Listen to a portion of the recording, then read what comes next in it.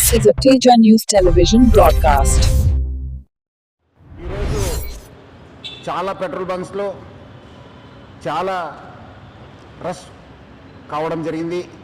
ముఖ్యంగా పబ్లిక్ అందరు కూడా చాలా ప్యానిక్తోని అందరు కూడా పెట్రోల్ బంక్స్ దగ్గర పోతున్నారు.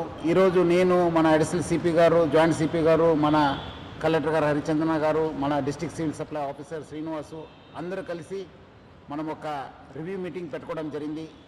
దాంట్లో మనకు తెలిసిందేమంటే ఎటువంటి స్కేర్సిటీ లేదు, మనకు సఫిషియంట్ స్టాక్ ఉంది. 60 రోజుకు సరిపోయేంత స్టాక్ ఉంది.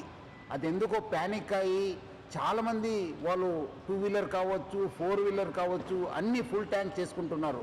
మనము మొన్న 22 రోజు చూస్తే 3024 కేఎల్ మనకు ఆ రోజు సేల్ కావడం జరిగింది.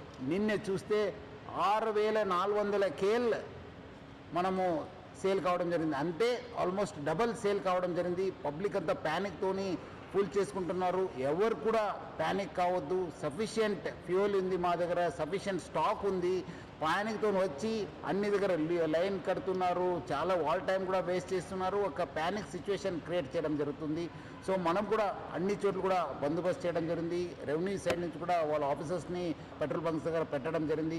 ఈ మధ్యలో కొంత పెట్రోల్ బంక్స్ కూడా నో స్టాక్ ఎందుకు పెట్టారంటే మనము డబల్ సేల్ కావడంతో ఉన్న ట్యాంక్లో ఉన్న మొత్తము ఫ్యూయల్ అయిపోయింది. సో ఈ రీఫిల్లింగ్ కోసము మనకున్న 320 ట్యాంకర్స్ ఉన్నాం హైదరాబాద్ సిటీలో. 4 రావడంలో కొంచెం టైం కావడంతో అక్కడ నో స్టాక్ పెట్టడం జరిగింది. కానీ ఫ్యూల్ లేదని చెప్పి వాళ్ళు నో స్టాక్ పెట్టలేదు.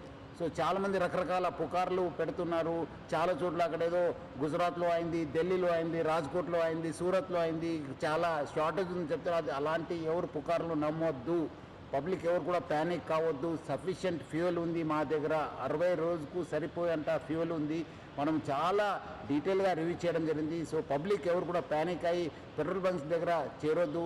మీకు సఫిషియంట్ స్టాక్ ఉంటుంది. ఎవరు కూడా ఫుల్ ట్యాంక్ చేసుకొని మళ్ళీ అనవసరం కూడా ఇబ్బంది పడొద్దని చెప్పి నేను మరీ కోరుతున్నాను. అదేవిధంగా పెట్రోల్ బంక్స్ ఎవరెవరు ఉన్నారు, హెచ్పిఎస్సిఎల్, ఐఓసిఎల్, బీపీసీఎల్, నైరా వాళ్ళతో, ప్లస్ అదేవిధంగా రిలయన్స్ యాజమాన్యతో కూడా మనము టచ్లో ఉన్నాను. వాళ్ళతో కూడా మాట్లాడడం జరిగింది. వాళ్ళు కూడా ఇదే చెప్తున్నారు, ఏమంటే అనవసరం ప్యానిక్ సిచ్యువేషన్ క్రియేట్ అయింది సార్. సో అలాంటి పరిస్థితి లేదు, సఫిషియంట్ ఫ్యూయల్ ఉందని కూడా వాళ్ళు తెలియపరిచారు. కొన్ని చోట్ల ఈ వీడియో సర్క్యులేట్ అవుతున్నాయి. ఎందుకంటే చాలా లైన్స్ ఉండడంతో సోషల్ మీడియాలో బాగా సర్క్యులేట్ కావడం జరుగుతుంది. ఇక్కడ రష్ ఉంది, ఇక్కడ రష్ ఉంది, ఇక్కడ నో స్టాక్ బోర్డు ఉందని చెప్పి. సో అలాంటి ఎవరు కూడా వార్తలు నమ్మొద్దని చెప్పి నేను ప్రభుత్వ తరఫు నుంచి, నా తరఫు నుంచి, జిల్లా యంత్రాంగం తరఫు నుంచి కూడా కోరుతున్నాను.